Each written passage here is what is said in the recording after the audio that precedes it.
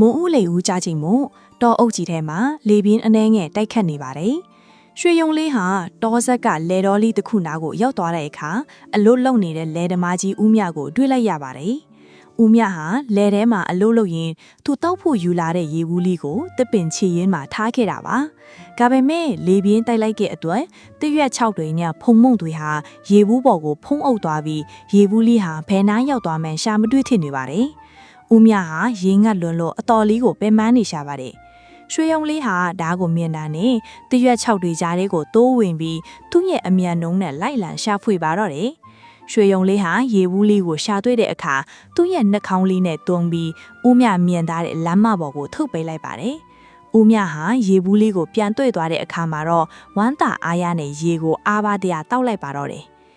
အမောပြေသွားပြီရွှေယုံလေးရဲ့မင်းကတော့တကယ်ကိုလူသားတွေကိုကူညီတတ်တဲ့တရဝါလေးပဲလို့ဦးမြကချီကျူးစကားဆိုလိုက်ပါတယ်။ရွှေယုံလေးရဲ့စိတ်နှလုံးဟာဖြူစင်လွန်းတာကြောင့်တောဟုတ်တစ်ခုလုံးဟာလည်းပိုမိုตายလာတယ်လို့ခံစားရပါတယ်။ဒီလိုနဲ့ခုနှစ်မျက်နှာမြောက်စွန့်စားခန်းလေးဟာလည်းအေးချမ်းစွာပြီးဆုံးသွားခဲ့ပါတယ်။ရွှေယုံလေးဟာညနေဆောင်လို့အိမ်ပြန်ချိန်မှာတော့သူ့ရဲ့စိတ်ထဲမှာနောက်ထပ်ကူညီခြင်းစိတ်တွေပြည့်နှက်နေစေခဲ့ပါတယ်။